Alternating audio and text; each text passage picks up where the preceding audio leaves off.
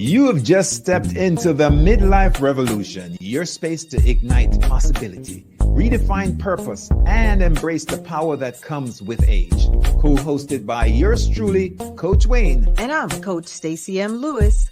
And we're two seasoned coaches focused on the midlife community of color. This isn't just a podcast, it's a movement. In a world that sometimes forgets the power and the wisdom that comes with age, we're here to ignite a revolution and rewrite the narrative of this incredible journey.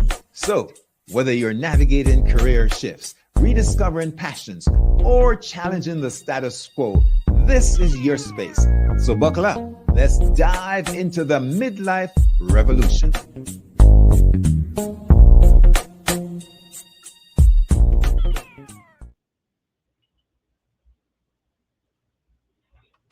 Aha, good morning. It's May the 21st, and so we're full steam ahead into spring. Here in Florida, we're having really steamy weather, and there is an alert out for folks to be hydrated. I don't know how it's feeling where you are, but we're bringing the heat today with another episode of Midlife Revolution. My name is Coach Wayne, and I work with men through midlife to help them move into their second half to ensure that it becomes their best half. My co-host today is the one and the only, the great Coach Stacy M. Lewis. Good morning, Stacy. Good morning, Wayne. I got a shimmy in my 60s. I'm like, wait. Good morning. It is always such a joy to be here. It's another Tuesday. I don't know about you, but I just feel like time is really moving, and I appreciate what we're doing here because at least I feel like I'm really making good, productive use of my time, especially on Tuesdays, as we really are here to just share the gifts that we've been given and help others. My name is Stacy M. Lewis, as it says in the little purple square, and I have the honor of being a nonprofit executive as well as a coach. My focus community is that of midlife women of color, because I believe that it is our time to thrive in confidence, in good health, and in prosperity. And so I'm excited to be here, Wayne, and we have a couple of our favorites hanging out in our listener viewership lounge.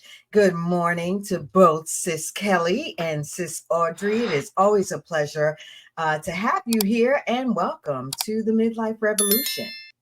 Yep, good morning. This is graduation season, Stacy, and what we talk about is, in effect, a form of graduation.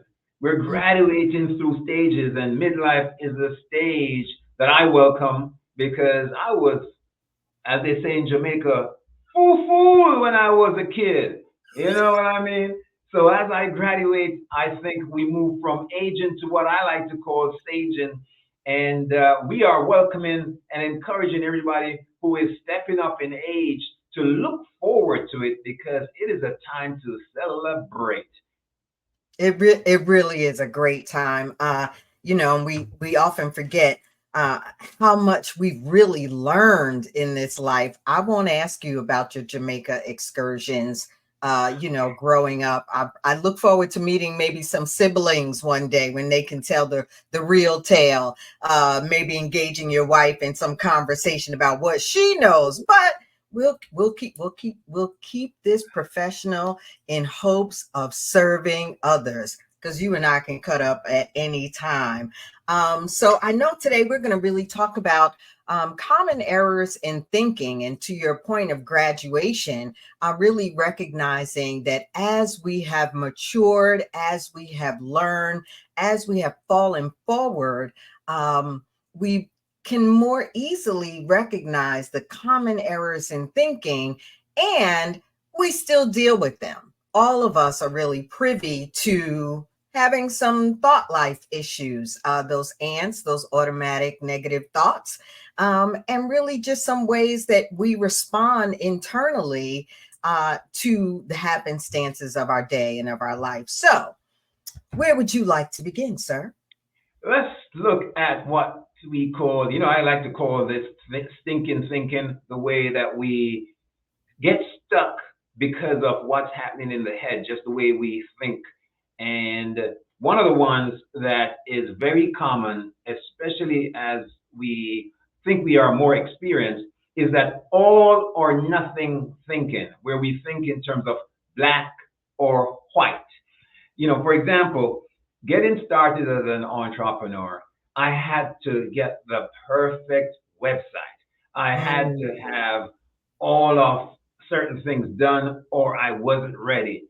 that's And I had a coach that said to me, it's better to just get it done than get it perfect. So the idea that it had to be a certain way was stopping me from progress.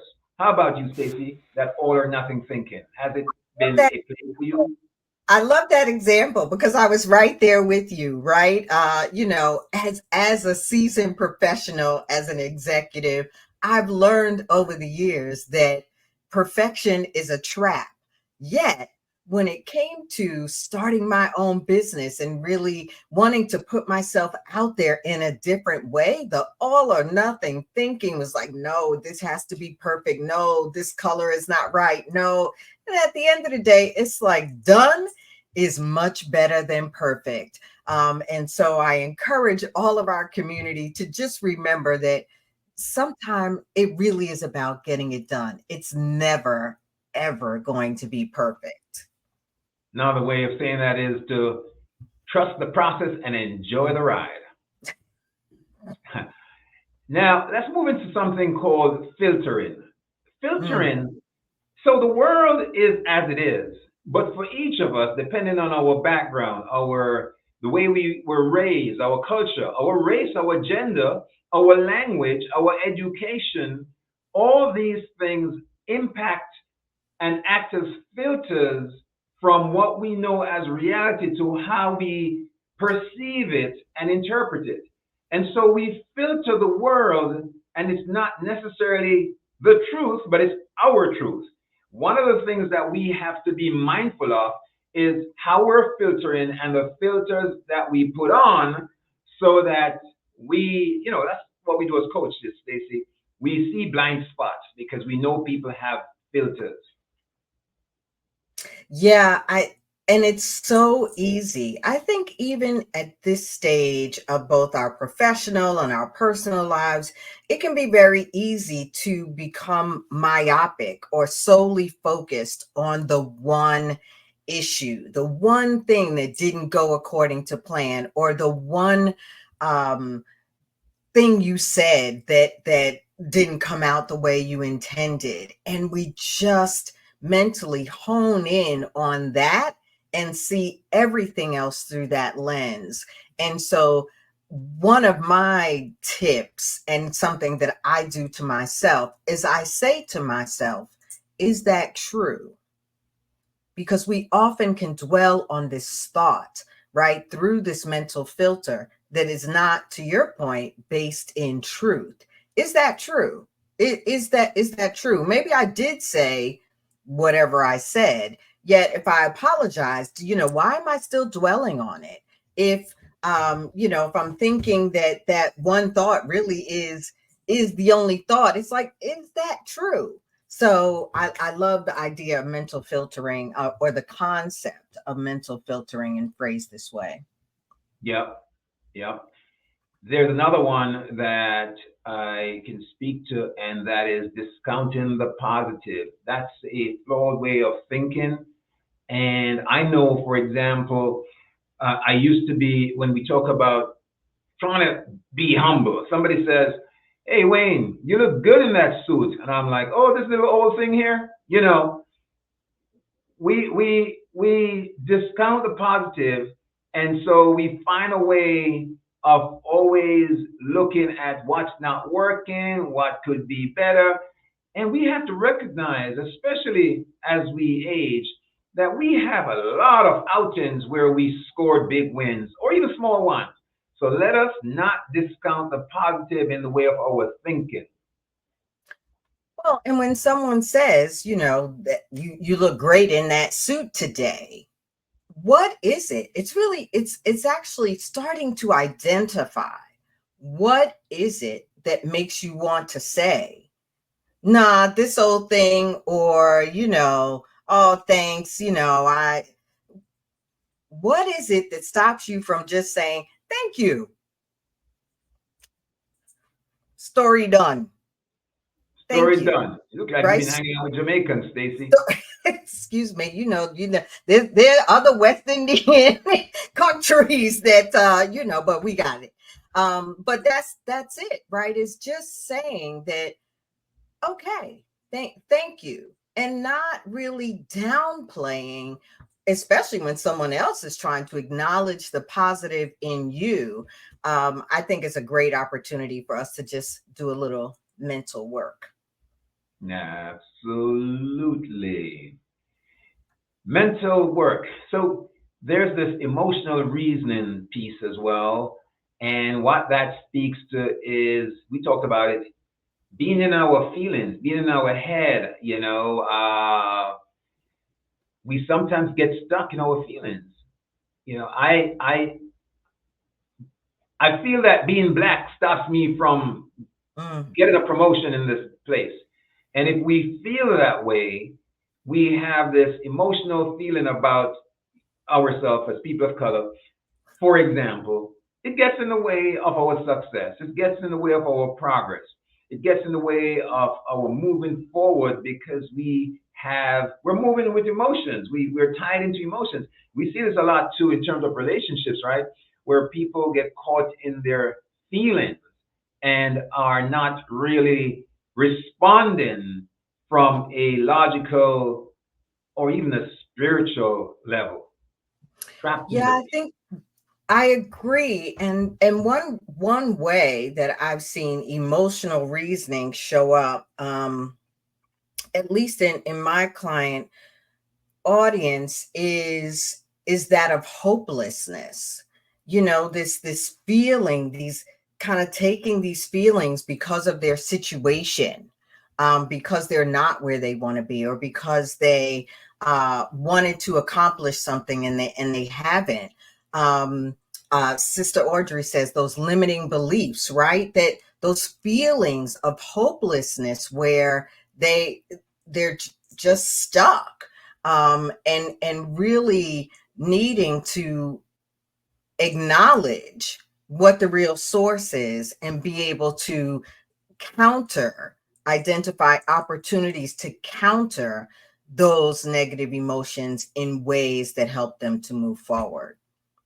I want to touch a little bit more about emotions because when it comes to uh, men of color, Mm, we talked about emotional intelligence a few episodes ago.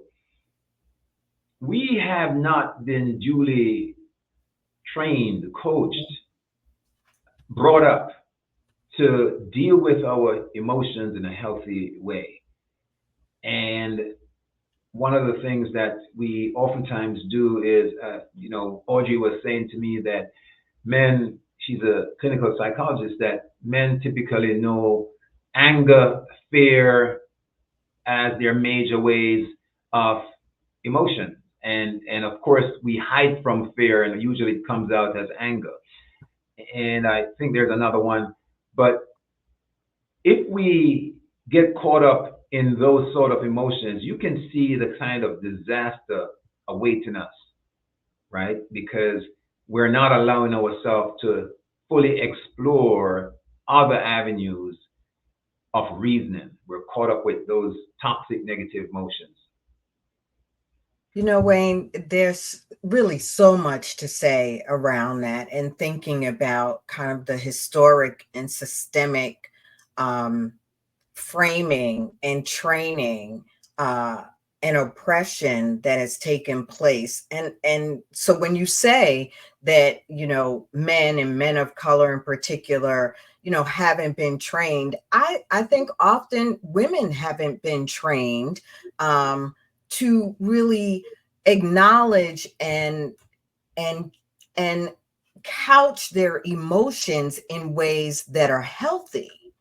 And so, there's so much baggage from that. Either you are, you've been trained to silence your voice, right? Boys don't cry, and girls shouldn't be too emotional, and all of these kind of historic trainings, teachings, oppressions, um, that have really stifled us in many ways. And so we can probably do a whole episode on, tackling the emotions from the perspective of upbringing and culture and training, because I believe that there's a lot there. Yeah, yeah, thank you. Overgeneralization. So, to an extent, that type of thinking is somewhat related to filtering. And what do I mean? You've heard folks saying to each other or to others, you never do this, you always do this. Mm, All mm-hmm, people. mm-hmm. Yeah. That's over generalization. And you can imagine how that would come across as offensive to others if you're saying, you always do this. And I've been guilty. I know we've all probably been there, but I speak for myself. And it comes sometimes at the end of frustration or anger. But we do this too when we're getting up in age. We start saying and seeing the world, all young people. Mm. Yeah, yeah. We start categorizing folks like cattle, just putting them in a group and herding them. And so I think that's an important distinction to make, that we cannot generalize groups or people. Stereotypes. We don't want to be stereotyped. Yeah, I think one of the interesting things about overgeneralization is that it's often negative. We're often overgeneralizing to the negative, right? You never clean your room, you never pick up your clothes. Young people never listen to older people. Older people always, something negative. And it's funny to me how um, we don't often overgeneralize in the positive, right? Like I'm always successful, even if it doesn't always look like it, or I'm always learning, or so many opportunities there that are there.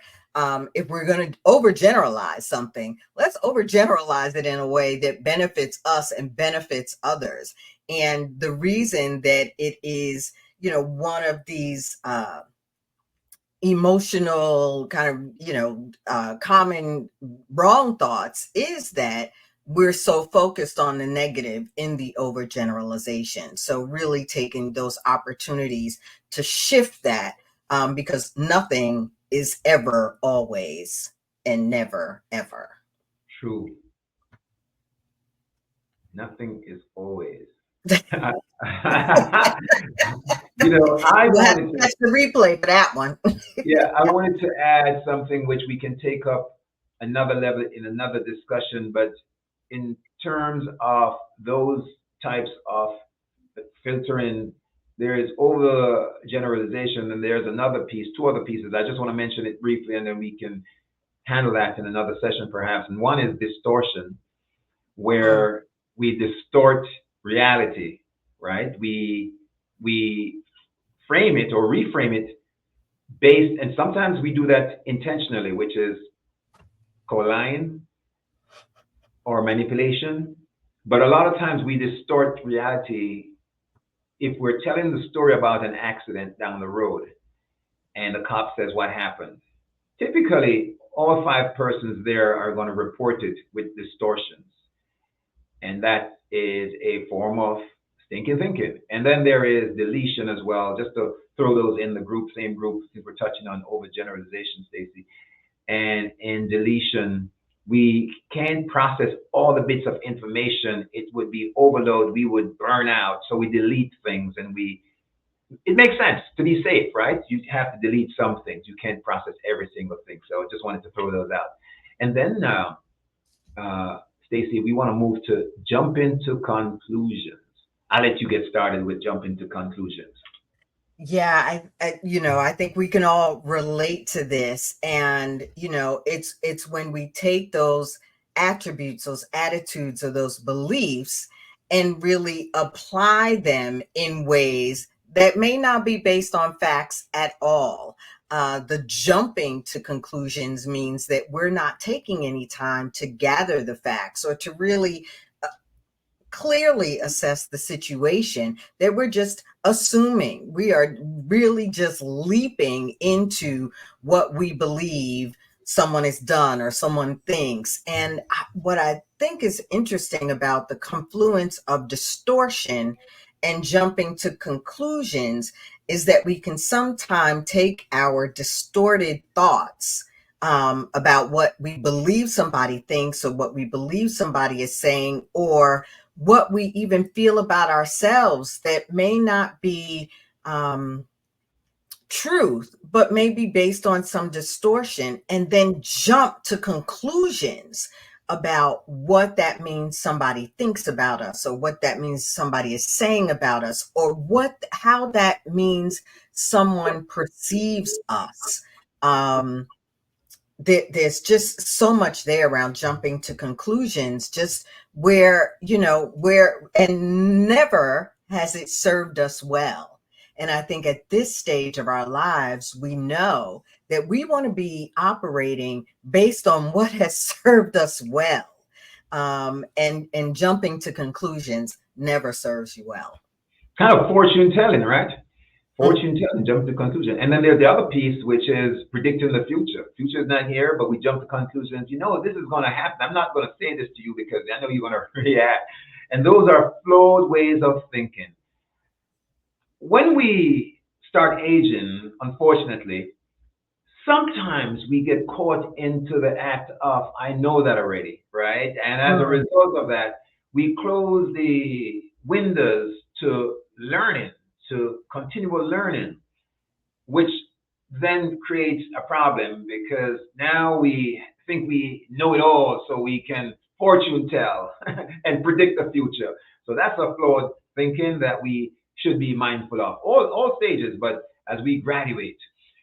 And then there's personalization and blame. They're the opposites of each other.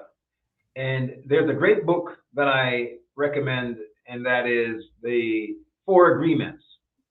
It Mm. talks about taking things personally. And there are others. But personalization is where we get stuck in our ego, man. It's always about us. And the truth Yeah. of the matter is, though we are important, other people got lives and issues that's beyond us. So we don't have to always be pointing the finger at, oh, you're talking to me, it's about me. We got to let that go, that personalization. It's going to be toxic.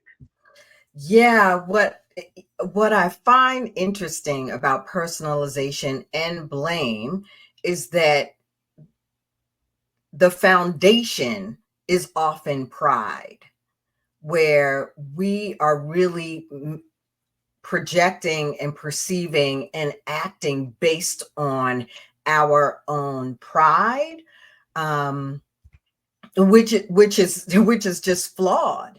And so really, blaming ourselves or blaming others is usually what we're doing when we don't want to take responsibility for our own reality, or we make everything about us. It's you know what I mean? Like, it doesn't matter what I'm sharing, just make everything about us. And that level of personalization also does not open the door to healthy relationship, healthy conversation. If I realize I'm engaging in a conversation with you and I'm talking about me, yet every opportunity you have to speak, you're turning it around to talk about you, making it personal to you, I'm turned off. I'm no longer going to be able to engage because it's very clear that you are personalizing everything. Everything is about you. Your pride is really driving the show, and I there's no room for me. That's where you got to call on the coach.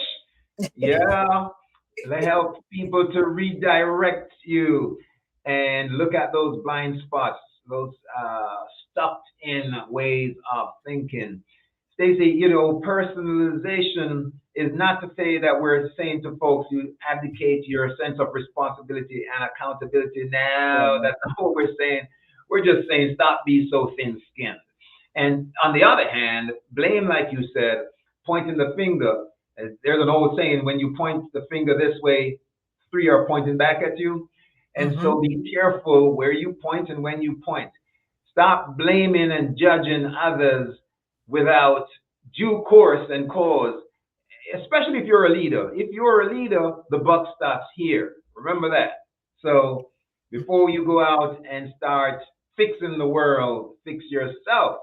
And lastly, Stacy, as it's just 11:26, we have a few more minutes, but lastly, let's talk a little bit about labeling, and we can look at the comments too and see if there's anything that in there that we should address. Well, I think that the labeling piece, right? Our audience are pretty savvy people in knowing that labeling means that you are really assigning or painting something with an extremely broad brush. That it could be you, it could be focused on you. I think common labeling is I'm worthless, or I never get this right, or I'm a failure, or I'm a loser. There's that kind of labeling. Of course, there's the, I'm everything my hand touches turns to gold. There's that kind of affirmation labeling. But the labeling is usually very broad, and we do that often without even being aware of it. And I think the beauty of this conversation is to encourage our community to really be aware of some of these common errors in thinking, so that as they come up, they can be confronted internally, so that we're not really pouring that out into the world. Yeah, yeah. I like to talk about this, Stacy. The way we think affects the way we feel. The way we feel will affect the way we act, and therefore it creates certain habits. Those habits creates an outcome for us, which, folks, becomes who we are, our personal realities, our identities. So if we start with the way we think and our beliefs and all of that mumbo jumbo, we can direct ourselves in a way that allows midlife to really be the golden days, the best lives. It is the time. I mean, all of the things that we've been through, all of the hardships, all of the successes, they should not be limited to a label like I'm a failure, or I'm worthless, um or even, I'm the greatest thing that ever lived, that is not what our life should be limited to. There's so many opportunities, and as we work on ourselves, our own mental health, and recognize, to your point, you were sharing that, kind of that what you think then results in or presents in your behavior, which then impacts the people that you interact with. And we're really here to change lives. We're here to make impact. We're here to do good work. And being stuck behind the label or sticking others behind the label is only a hindrance to that good work. Stace, I'm going to plug shamelessly for folks to get in touch with us if they are trying to decipher if coaching is for them. They can call for a free discovery call, no obligations. Those Our handles will be at the very end of the outro. But Stace, I don't know if you want to leave your phone number or a way to contact you verbally right now before we get out of here. Well, I appreciate that, Sir Wayne. Like it says on the screen, I'm on LinkedIn, as well as you are welcome to visit my website, thestacymlewis.com. This is always the highlight of my week, spending this time with you, trying to or working to share our gifts with those in our LinkedIn, Facebook, YouTube communities. We're really just here to be of service. And so we appreciate everyone in our listening audience, our viewing audience. We ask that you would like, share, comment, all of that good stuff. Most importantly, if there's someone you believe would be blessed or be encouraged by this episode or any one of the Midlife Revolution episodes, please make sure you share it with them. And I'm Coach Wayne, Coach VIP at Wayne Dawson, that's DAWSON, at VIPTransformativeLiving.com. Hey, Stacy, we out of here. We are out of air, aren't we?